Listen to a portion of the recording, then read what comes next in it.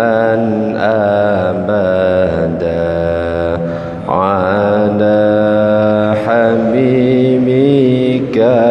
خير الخلق كلهم مولاي صل وسلم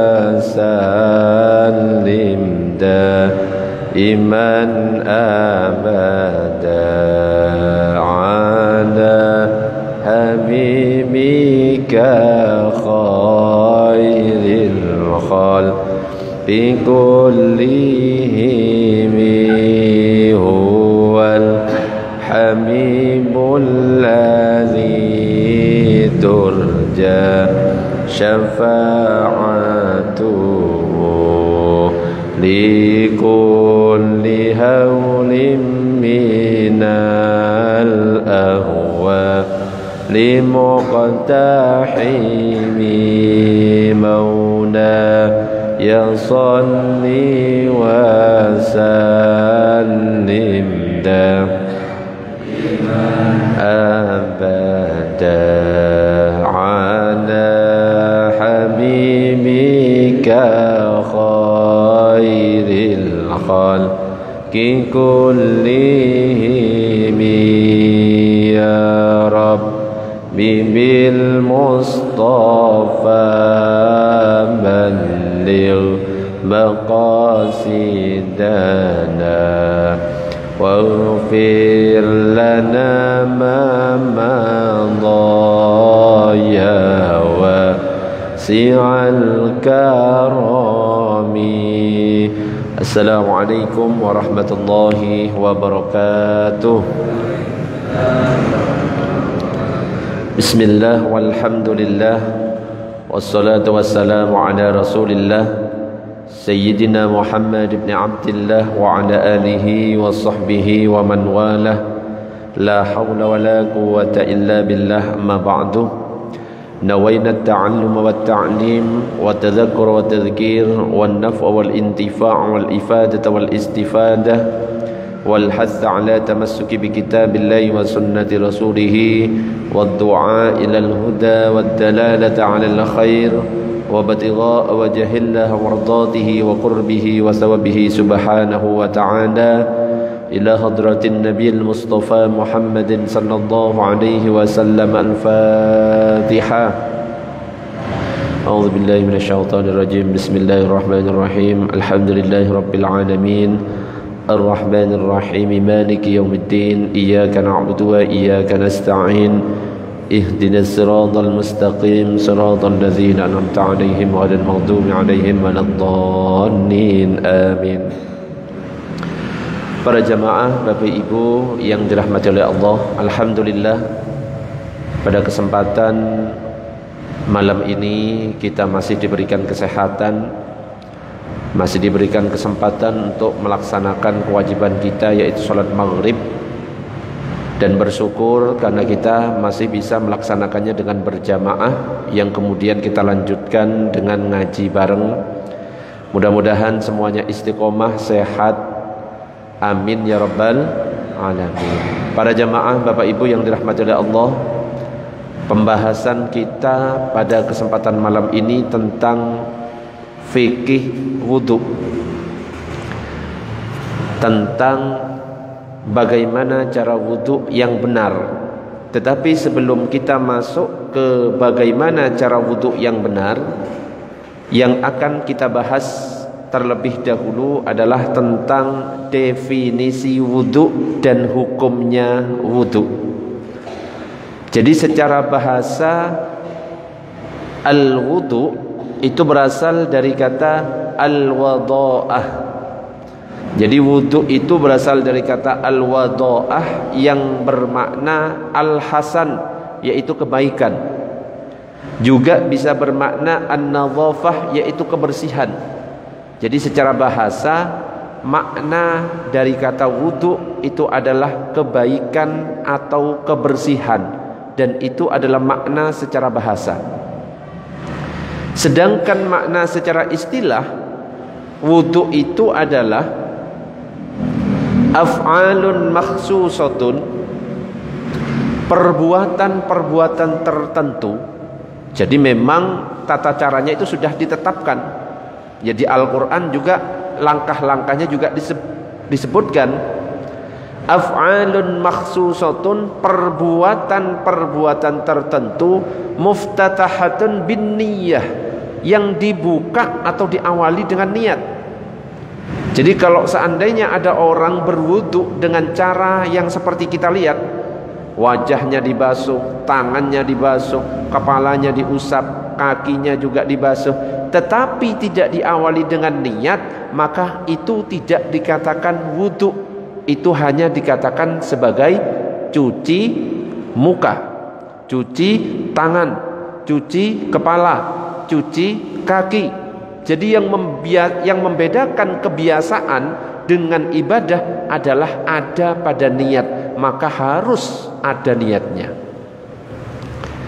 Atau definisi dari wudu itu adalah huwa isti'malul ma'i fi a'dha'in makhsusatin muftatahan bin niyah, menggunakan air pada anggota badan tertentu. Jadi anggota badan yang dibasuh memang ditentukan juga dalam Al-Quran, dalam hadis juga ditentukan. Menggunakan air untuk anggota-anggota badan tertentu yang diawali dengan niat. Itulah definisi dari wudu secara istilah ilmu fikih.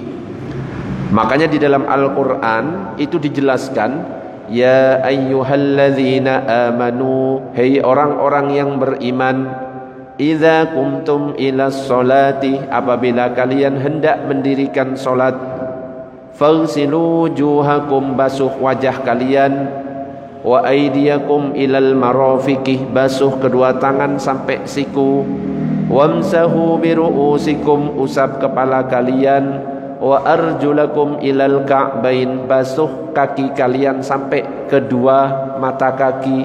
Nah, ini nanti akan kita bahas satu persatu. Basuh wajah, misalkan batas wajah itu dari mana ke mana, atas bawahnya batasnya dari mana, kanan kirinya batasnya dari mana. Bagaimana kalau kondisinya seandainya ada orang botak, kepalanya tumbuh di sini, apakah yang botak itu termasuk wajah? Itu akan dibahas. Tangan misalkan dari tangan sampai siku, atau kita basuh dari siku sampai tangan. Biasanya bapak-bapak tangan sampai siku atau siku sampai tangan? Halo? Halo?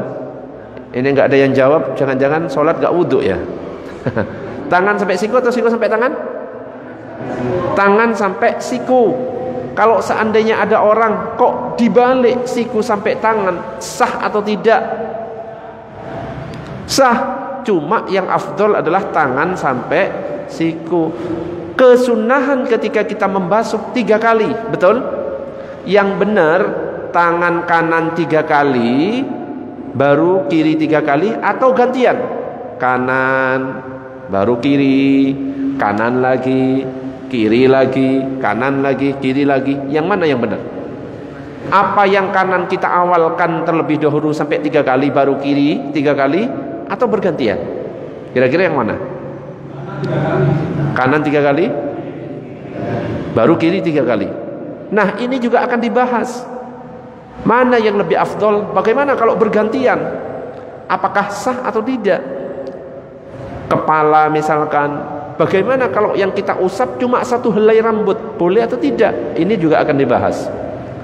Apakah harus semuanya kita usap?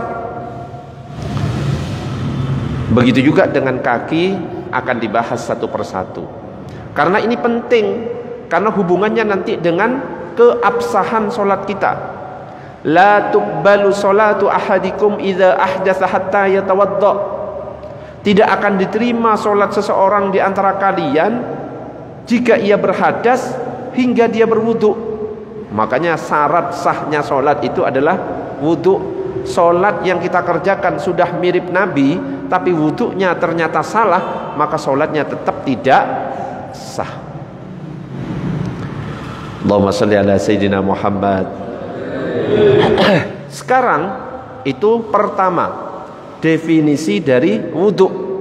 Pembahasan yang kedua adalah hukum berwudu. Coba, hukum berwudu itu apa? Kalau ditanya hukum, pasti pilihannya 5. Ada wajib, ada sunnah, ada mubah, ada makruh, ada haram.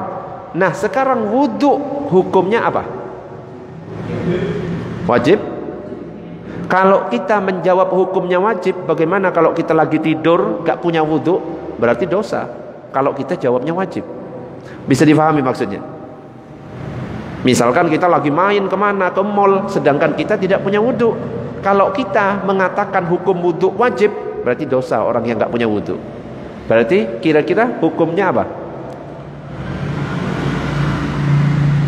Bisa difahami sampai di sini? Apa kira-kira hukumnya?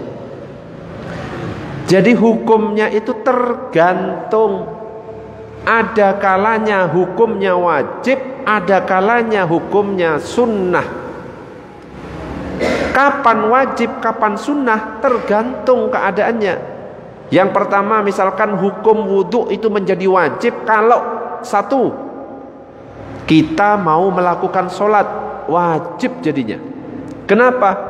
Dalam Al-Quran sudah disebutkan, idza kumtum ilas sholati faghsilu wujuhakum wa aydiyakum ilal marafiqi wamsahu biru'usikum wa arjulakum ilal ka'bain. Apabila kalian hendak mendirikan sholat, wudu. Artinya apa? Ini hukumnya wajib. Pokoknya nama sholat apapun, kalau sholat wajib wudu.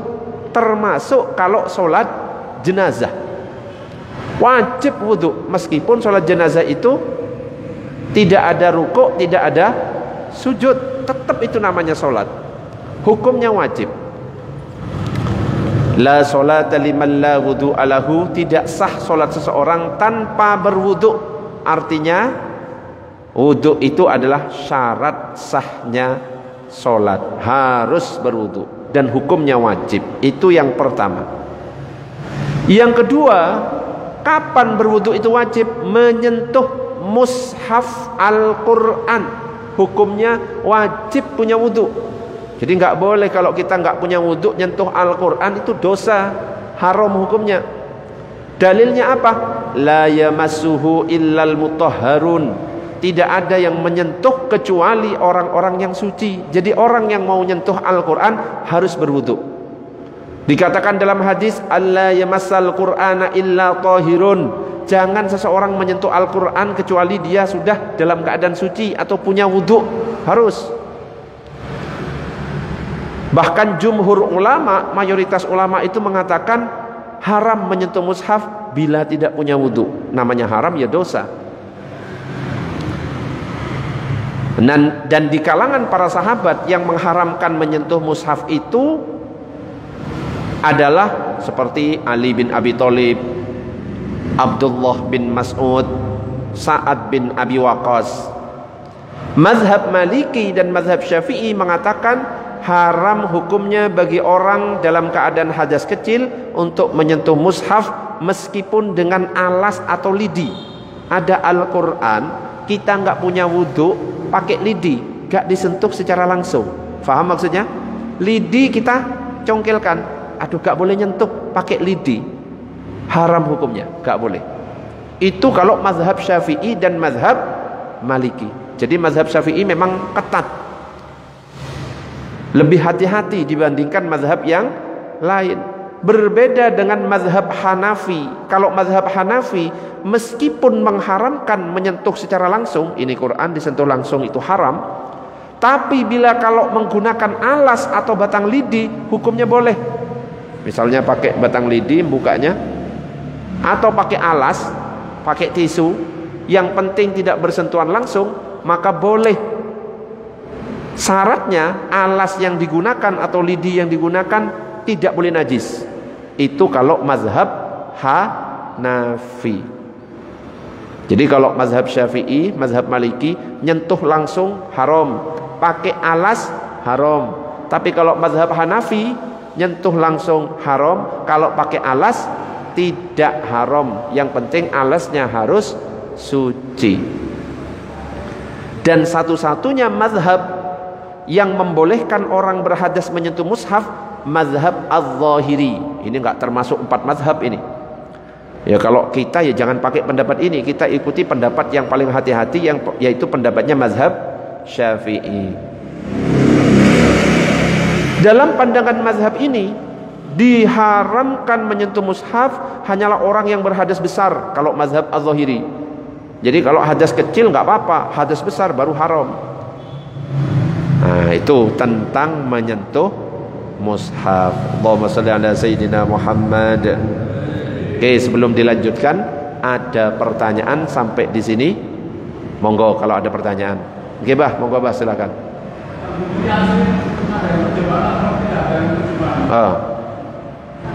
Memegang buku Yasin tahlil misalkan, apakah harus berwudu atau tidak? Nah, sebelum masuk ke sini kita lihat dulu. Ada pembahasan penting. Pernah tahu kitab tafsir? Kitab tafsir ini kan isinya Al-Quran, tapi di dalamnya itu ada penjelasan dari ayat-ayat Al-Quran. Contoh, Alif Lam Mim, ini Al-Quran. Nah, Alif Lam Mim ini dijelaskan oleh ulama. Alif Lam Mim ini berasal dari 3 huruf. Alif ini artinya ini, Lam ini artinya ini, Mim ini artinya ini. Satu ayat penjelasannya banyak. Itu namanya kitab tafsir. Nah, kitab tafsir itu beda dengan mushaf. Kalau mushaf murni ayat Al-Quran full, gak ada tafsirnya, gak ada penjelasan dari para ulama. Maka kalau menyentuh tafsir tidak wajib punya wudhu, tapi sunnah saja. Ini kalau kitab tafsir. Jadi menurut ulama Syafi'i dan mazhab Hanafi, hukum menyentuh tafsir Al-Quran tanpa wudhu boleh. Kalau mau berwudhu itu jauh lebih afdol. Ada lagi Quran terjemahan, faham? Ada Al-Quran Bismillahirrahmanirrahim, dengan nama Allah yang maha pengasih maha penyayang. Jadi beda antara tafsir Al-Quran, ada Quran terjemahan, beda. Ada Quran yang gak ada artinya sama sekali, Arab full. Kalau Arab full itu harus wudu. Nah, ada Quran terjemahan. Bagaimana menyentuh hukum Al-Quran terjemahan?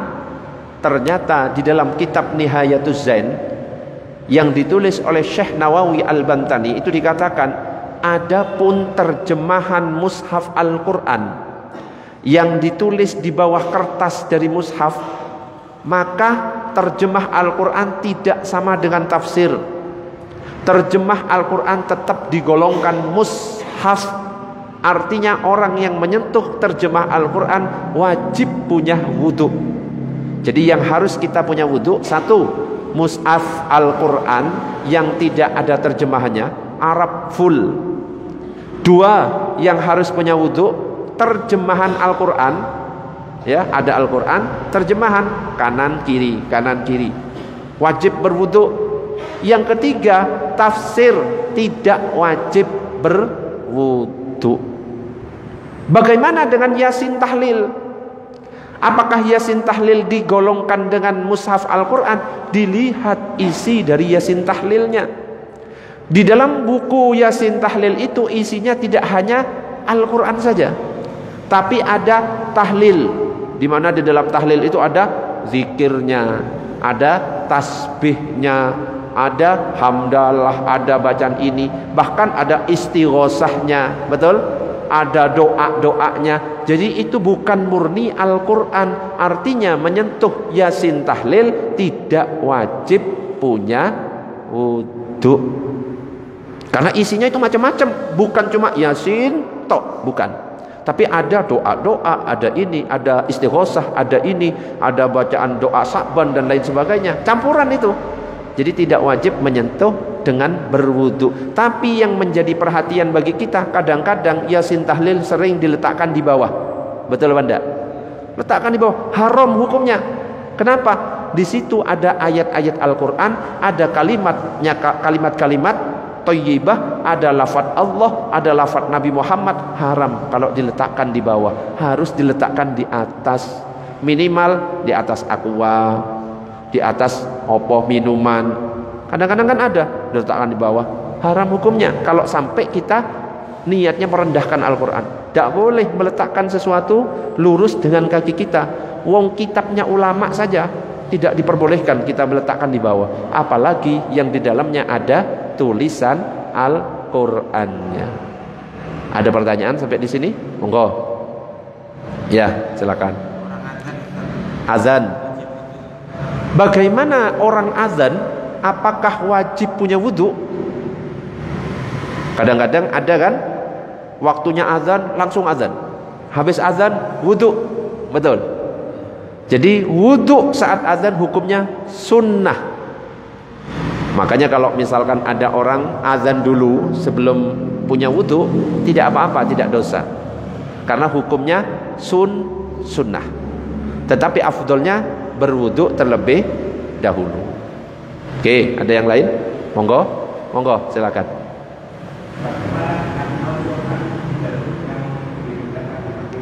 Al-Quran digital, HP, aplikasi di HP, ya.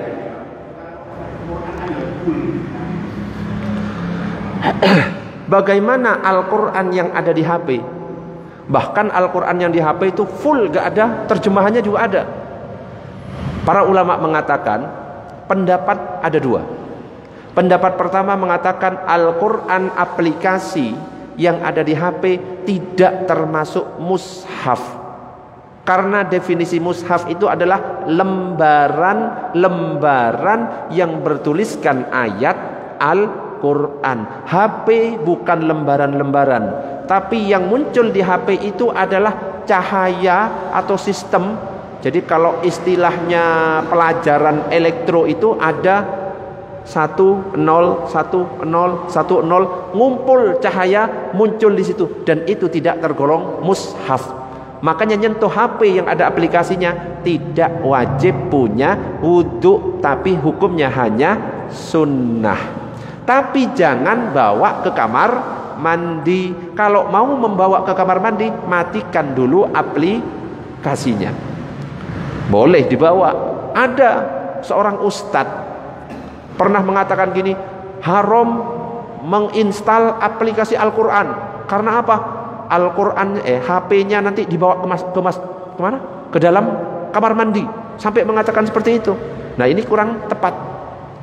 Ya ibaratnya kalau ada orang yang hafal Al-Quran, kalau orang hafal Al-Quran, di pikirannya kan pasti isinya ayat-ayat Al-Quran. Kalau HP yang ada aplikasinya nggak boleh masuk, gimana kalau orang yang hafal Al-Quran pengen BAB, BAK, apakah kepalanya harus di luar? Nah, kan aneh, di luar gitu, kasihan. Yang penting orangnya itu nggak mengingat isi Al-Quran, aman. Anggap saja aplikasinya ditutup. Nah, gitu.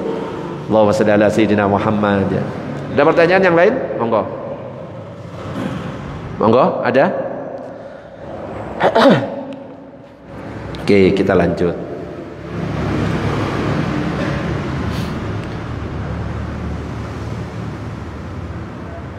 Jadi tentang menyentuh mushaf Al-Quran di HP, itu ada dalam kitab Mauqi'ul Islam Soal wa Jawab, halaman 53. Jawabannya tadi seperti tadi. Terus hukum wudu menjadi wajib juga adalah ketika tawaf di Ka'bah. Jadi ketika tawaf di Ka'bah, tawaf itu mengelilingi Ka'bah sebanyak 7 kali. Itu harus punya wudu. Tawaf itu sama dengan sholat.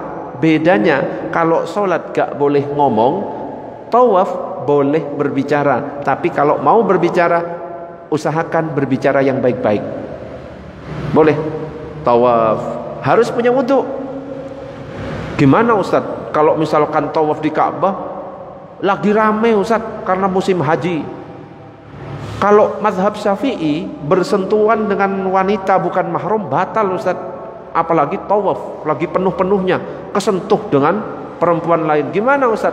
Kalau misalkan kita berwudu dengan cara mazhab Syafi'i, batal wudunya. Gimana caranya? Cari solusi supaya ketika kita bersentuhan tidak batal. Gimana? berwudu kita dengan cara pindah mazhab, pakai pendapatnya mazhab Maliki. Caranya wudunya hampir sama dengan mazhab Syafi'i, sama, cuma tambahannya dua. Yang pertama, ketika berwudu semuanya digosok, wajah harus digosok, tangan digosok, kepala kaki digosok pokoknya. Yang kedua, ketika mengusap kepala wajib semuanya, gak boleh sebagian. Kalau mazhab Syafi'i cuma sebagian. Kalau mazhab Maliki harus semuanya. Seret, tarik ke depan. Nah, ketika wudhu kita dengan cara mazhab Maliki, maka ketika kita tawaf dan bersentuhan dengan wanita yang bukan mahram, yang penting tidak sengaja dan tidak syahwat, tidak batal. Itu karena mengikuti pendapatnya mazhab Maliki. Allahumma shalli ala sayyidina Muhammad. At-tawafu bil baiti salatun. Tawaf di Ka'bah itu seperti salat. Illa annallaha ahalla fihil mantiqah. Namun Allah masih membolehkan berbicara saat itu.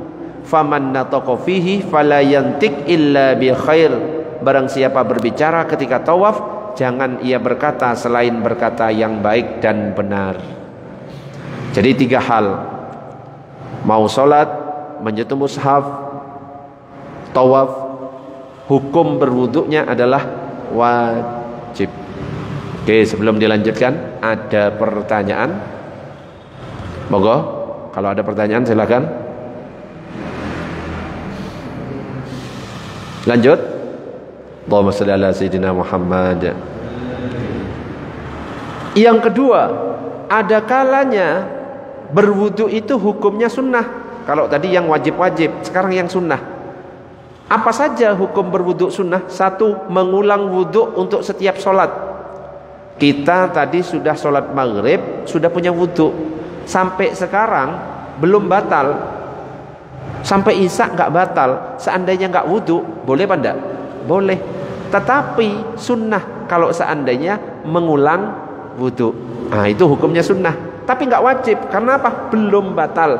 Tapi kalau kita ulang, itu hukumnya sunnah. Ittafaqa ashabuna ala istihbabi tajdidil wudu wa huwa ayyakuna ala wudu'in thumma yatawaddau min ghairi ayyahditsah. Kalangan mazhab Syafi'i telah sepakat kesunahan memperbarui wudu. Ketika ada orang dalam kondisi punya wudu, kemudian dia wudu lagi tanpa menunggu hadas terlebih dahulu. Jadi kalau sekarang kita lagi belum batal, terus isya kita wudu lagi, hukumnya sunnah, tidak wajib. Itu yang pertama, mengulang wudu. Dikatakan dalam hadis Nabi, anna Rasulullah sallallahu alaihi wasallam qala, laula an asyqa 'alan nasi la amartuhum 'inda kulli salatin biwudu' wa ma'al wudu'i bisiwak. Seandainya aku tidak khawatir akan memberatkan umatku, pasti aku akan memerintahkan mereka untuk berwudu setiap solat,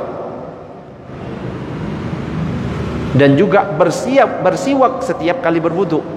Cuma karena Nabi tidak ingin memberatkan, maka itu tidak diperintahkan, hanya menjadi kesunnahan saja. Yang kedua, sunnah berwudu adalah ketika akan tidur. Mau tidur itu sunnah, gak wajib wudu, sunnah. Dikatakan dalam hadis, idza ataita majja'aka fatawadda wudu'aka lis-shalah. Apabila engkau hendak akan tidur, maka berwuduklah sebagaimana wudu ketika mau salat. Tsumma taji ala shikkikal aiman, kemudian berbaringlah miring ke kanan. Jadi adabnya tidur, sebelum kita tidur wudu sama ketika kita mau sholat. Kemudian berbaring pakai bagian kanan, menghadapnya ke arah kiblat, kepalanya ada di sebelah utara, yang kaki ada di sebelah selatan, miring. Itu sunnahnya ketika kita mau tidur. Dikatakan man bata tahiron, siapa yang tidur dalam keadaan suci, bata fi syi'arihi malakun, maka malaikat akan bersamanya di dalam pakaiannya.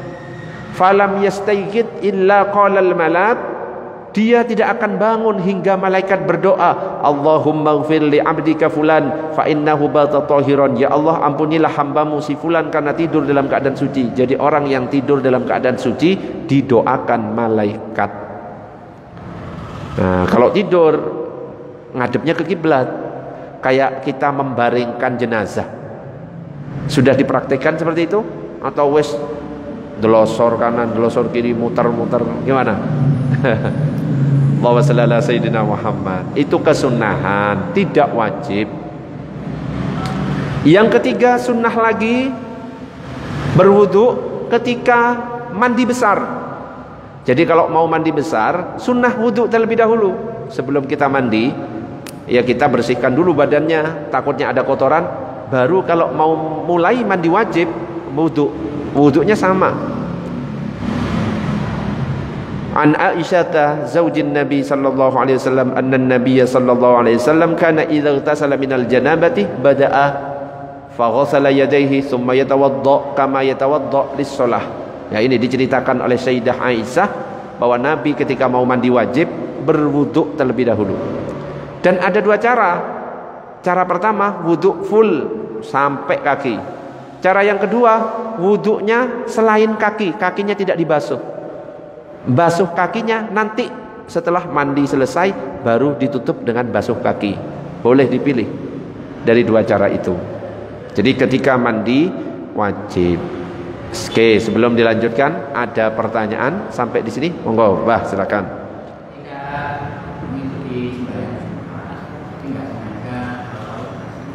Keseliut. Sholat Jumat tidak sengaja keseliut, bukan tidak sengaja. Biasanya semuanya langsung keseliut semua, ya. Hampir semuanya. Khotib naik mimbar, baru mengucapkan salam, langsung kompak biasanya. Sof 1 sampai sof akhir langsung keseliut kabeh. Biasanya gitu, betul? Apalagi kalau yang khutbah itu lama nggak selesai-selesai. Wis lama, bosenin isi khutbahnya, wis ngantuk kabeh. Apakah wajib wudu? Yang wajib wudu satu, kalau kita bersentuhan bukan mahram wajib wudu. Dua, kalau kita menyentuh kemaluan wajib wudu. Tiga, kalau kita tidur nyenyak kecuali tidurnya orang yang sambil duduk.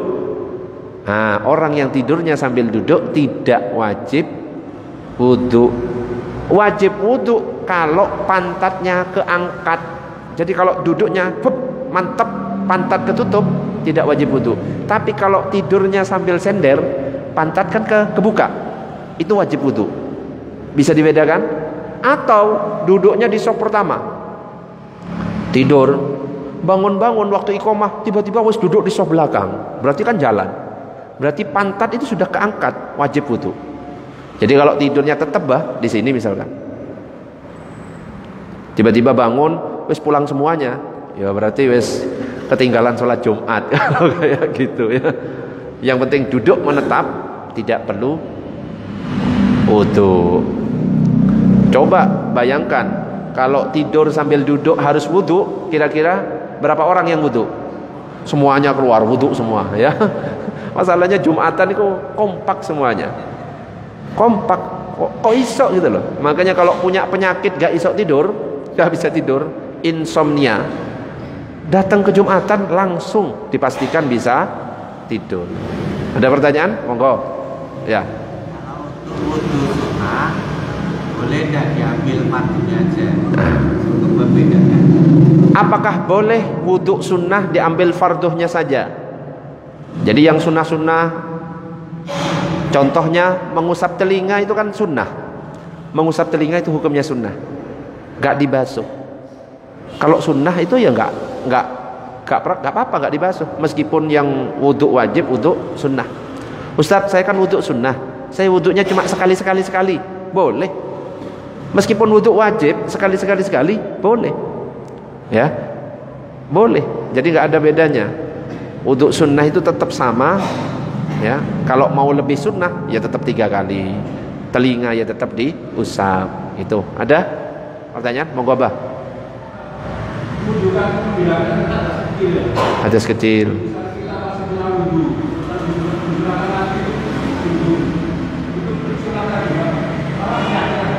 Niatnya. Wudu itu kita lakukan karena menghilangkan hadas kecil. Nah ini lagi posisi punya wudu, mau wudu lagi, apa yang harus saya hilangkan? Ya, niatnya gimana? Apakah tetap niatnya nawaitul wudu'a li raf'il hadasil asghari fardhan lillahi ta'ala? Niatnya tetap nggak perlu diubah. Saya niat memperbarui wudu, enggak, tapi tetap nawaitul wudu'a li raf'il hadasil asghari fardhan lillahi ta'ala. Tapi dapat kesunahan. Karena apa? Mengulang wudu. Oke, ada pertanyaan yang lain, monggo silakan. Ada? Lanjut. Berikutnya, wudu sunnah adalah ketika makan, minum dan tidur dalam keadaan junub. Ada orang suami istri berhubungan intim, mau mandi kok kedinginan karena malam, tapi lapar, pengen makan. Jangan langsung makan, tapi disunnahkan kalau nggak sempat mandi wajib, wudhu dulu minimal, baru kita makan, minum. Nah ya, jadi ketika makan, minum, mau tidur pun, kalau nggak langsung mandi wajib, habis berhubungan intim suami istri, jangan langsung tidur. Upayakan wudhu terlebih dahulu, baru tidur. Itu hukumnya sunnah. Karena Nabi sallallahu alaihi wasallam idza arada ayyanama wa huwa junubun ghassala farjahu wa tawaddaa lis-shalah. Ada Nabi itu ketika hendak tidur dan beliau dalam keadaan junub, Nabi belum sempat mandi, maka Nabi membersihkan kemaluannya, kemudian berwudu seperti wudunya ketika mau sholat, baru tidur, baru ketika bangun nanti mandi wajib. Jadi sunnah. Berikutnya yang sunnah adalah mengulang jima. Ronde pertama selesai, mau lanjut ronde kedua, disunnahkan wudu terlebih dahulu. Ya, wudu lagi ya. Jadi ojo main terobos ya. Ronde 1 terobos mana ronde 2, terobos mana ronde 3, enggak, tapi dijedai oleh wudu. Ronde pertama minum dulu ya, pakai balsem opo maneh ya. Wudu. Lanjut ronde kedua, lanjut mana? Lanjut ronde ketiga, wudu terus ya. Jadi kalau mau mengulang jima disunnahkan berwudu. Qala Rasulullah sallallahu alaihi wasallam, "Idza ata ahadukum ahlahu tsumma arada ay ya'uda falyatawadda." Rasulullah bersabda, jika salah seorang dari kalian mendatangi istrinya berjima kemudian niat ngulangi lagi, hendaklah dia berwudu. Berikutnya yang disunahkan wudu adalah ketika marah. Kita lagi marah, disunahkan wudu. Innal ghadaba minasyaiton. Kenapa? Marah itu datangnya dari setan. Wa innasyaiton khuliqa minan nar. Setan itu diciptakan dari api. Wa innama tudfa'un naru bil ma'i. Api bisa dipadamkan dengan air. Fa idza ghadiba ahadukum, apabila salah satu di antara kalian marah, falyatawadda, maka berwudu. Artinya apa? Biar gak tambah emosi. Biasanya orang marah itu kan merah matanya, itu apinya setan itu. Kita kasih air biar padam api itu. Maka disunahkan ketika kita marah berwudu. Berwudu ya. Marah lagi berdiri, duduk. Kok saya tetap marah, duduk, berbaring, terus tidur ya. Pokoknya cari, usahakan supaya emosinya itu menurun. Oke, sebelum dilanjutkan, ada pertanyaan sampai di sini? Monggo. Lanjut? Masih lanjut, kurang berapa menit? Kalau ke makam?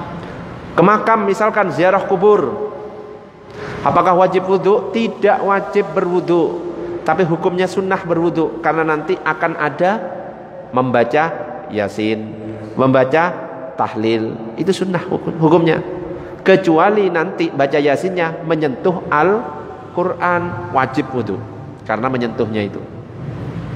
Jadi kalau membaca Al-Quran tanpa menyentuh mushaf, sunnah wudu. Kayak gini, Bismillahirrahmanirrahim, Alhamdulillahirabbil alamin. Ini kan Quran. Kalau seandainya saya baca nggak punya wudu, nggak apa-apa. Tapi kalau kita mau membaca, lebih afdolnya punya wudu. Berbeda kalau nyentuh mushaf. Bismillahirrahmanirrahim. Ini wajib punya wudu. Karena apa? Nyentuhnya itu yang wajib. Tapi kalau membacanya, sunnah kita berwudu. Kalau di HP tidak wajib, karena HP tadi bukan mushaf, nggak wajib bah. Bismillahirrahmanirrahim. Tapi sunnah yang di HP itu sunnah berwudu.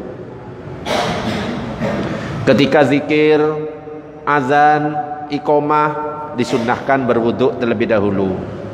Inni karihtu an azkurallah illa ala tuhrin au qala ala taharatin. Aku tidak suka ketika mengingat Allah kecuali dalam keadaan suci. Azan, iqomah ya dalam keadaan suci. Ada lagi yang terakhir sekarang. Hukum wudu bisa haram. Ternyata hukum wudu bisa haram. Kapan wudu itu haram? Wudu haram itu adalah ketika wanita haid berwudu. Jadi kalau wanita itu sedang haid, tidak disunnahkan untuk berwudu. Ustadz ini sudah punya kebiasaan setiap mau tidur wudu. Lah kok haid tidak usah berwudu, cukup cuci muka, gak usah niat. Karena kalau niat berwudu maka hukumnya jadi haram. Wes cuci muka kayak berwudu aja, tapi gak usah diniatkan. Ya, karena diantara perkara yang haram atas wanita haid adalah bersuci dari hadas dengan tujuan ibadah. Tapi kalau cuma biar seger, ya kayak tadi tanpa niat boleh.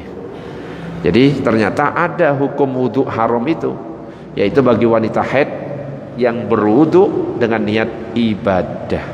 Allahumma shalli ala sayyidina Muhammad. Ada pertanyaan? Ini masih tentang definisi wudu dan hukum wudu. Berikutnya adalah tentang bagaimana cara berwudu, tapi insya Allah nanti di pertemuan berikutnya. Monggo sambil nunggu azan, ini sudah tinggal berapa menit. Ada pertanyaan? 1 menit paling azannya. Berapa? 8? Oh sekarang sudah jam 7. tambah malam aja. Tak kira setengah 7 lebih 50. Monggo ada pertanyaan? Hah? Jam 7 ya? Oh lebih 2. Masih ada 7 menit. Monggo kalau ada pertanyaan silakan.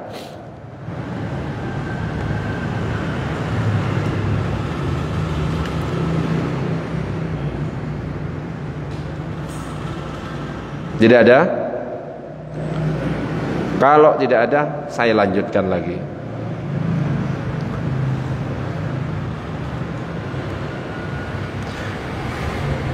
Dikatakan oleh Imam Nawawi dalam syarah Muslim, wa amma ashabuna fa innahum muttafiquna ala annahu la yustahabbul wudu' lil haidi wan nufasa. Ulama mazhab Syafi'i mengatakan bahwa mereka itu melarang dan tidak disunnahkan berwudu bagi wanita haid dan nifas. Jadi bagi yang haid atau nifas tidak disunnahkan berwudu. Li'annal wudu la yu'assiru fi hadasihima. Karena wudu tidak berpengaruh pada hadas mereka berdua. Jadi meskipun wudu berkali-kali, kalau sudah haid maka tidak ada pengaruhnya. Jika wanita haid sudah berhenti darah haidnya, kan kadang-kadang berhenti gitu loh, enggak keluar, sarat kal junub, maka seperti orang junub kalau dia masih belum mandi wajib. Dikatakan di sini wa yundabu lil junubi, disunnahkan bagi orang junub, rajulan kana awim ra'atan, baik laki-laki ataupun perempuan, Walil haid ba'dan qita'i haidiha, atau bagi perempuan yang berhenti haidnya, sudah enggak keluar darah, al wudu jika linaumin, mau tidur. Jadi kalau junub disunnahkan wudu kalau mau tidur. Au aklin, mau makan juga disunnahkan wudu. Au syurbin, mau minum. Au jima'in, atau mengulang jima. Au nahwi dzalikah, atau yang seperti itu. Jadi kalau misalkan junub disunnahkan. Orang haid yang sudah berhenti darahnya disunnahkan berwudu. Tapi kalau haidnya masih keluar terus dia berwudu, maka hukumnya haram, alias tidak disunnahkan. Nah ini sesuai dengan dalam kitab Nihayatul Muhtaj itu dikatakan, wa mimma yahrumu 'alaiha at-taharatu 'anil hadathi biqasdi ta'abbudi ma'a ilmiha bil hurmati litala'ubiha. Di antara perkara yang haram atas wanita haid adalah bersuci dari hadas dengan tujuan beribadah serta mengertinya dia akan keharumannya. Hal itu karena dia tala'ub, mempermainkan ibadah. Ya, jadi untuk ibu-ibu yang haid, yang darahnya masih keluar terus, tidak disunnahkan, bahkan hukumnya haram kalau berwudu.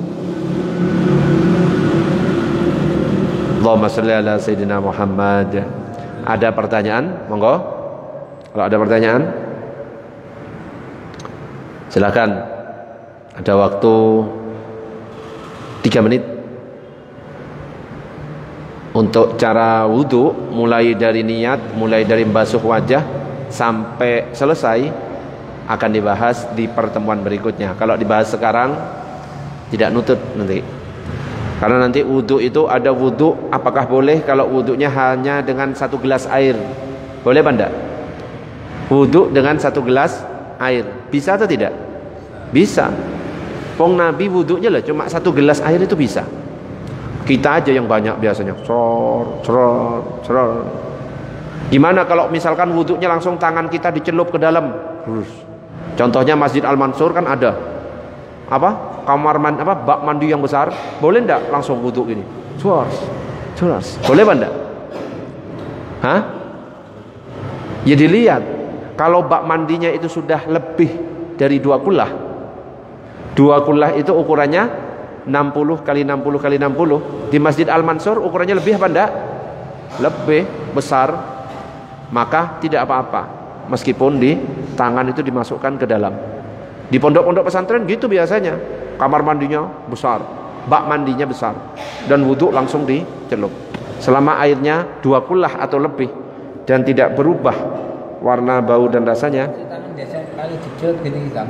nggak apa-apa kalau airnya 2 kullah. Tapi kalau airnya tidak sampai 2 kullah, langsung tangan dicelup, sedangkan tangan dalam keadaan najis, air langsung jadi najis. 2 meter kali 1 meter. 2 meter kali 1 meter. Ya wis masuk, Bah. Sudah 2 kullah.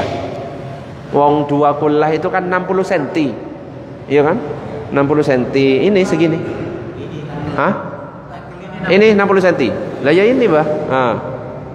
Ini kan 60 cm, terus tinggi lagi 60 cm. Jadi kecil 2 kullah itu. Kalau ya 1 dirok. Kalau 2 meter kan wis panjang, Bah, ya. Panjang sudah. Kan 2 meter kali. Iya berarti wis lebih itu, Pak. 2 meter kali 1 meter sudah lebih dari 2 kullah. Oke, ada pertanyaan yang lain? Monggo. Waktunya tinggal 30 detik. Wis 30 detik kayaknya.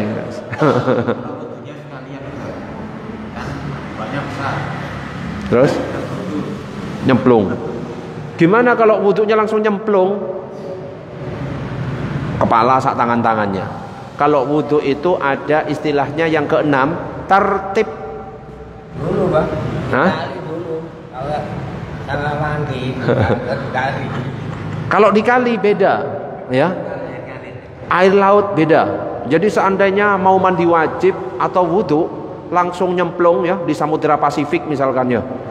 Oh, nawaitul wudhu'a li raf'il hadasil asghari fadlillahi ta'ala, blung. Itu sudah boleh. Tapi mati habis itu. Ya. Ong Samudra Pasifik ya. Mandi wajib misalkan di sungai, langsung aja nyelam. Saya mandi wajib karena menghilangkan hadas. Keluar. Sudah selesai. Di kolam renang, suci Anda itu. Kolam golden gimana sih? Golden aquatic. Mau mandi males gini-gini, langsung datang ke kolam, nyemplung. Saya niat mandi wajib karena Allah. Boleh Anda? Boleh. Itu airnya lebih dari 2 kulah. Ustadz, banyak orang pipis di situ. Banyak kan? Selama warna bau rasanya tidak berubah, tetap suci. Wes.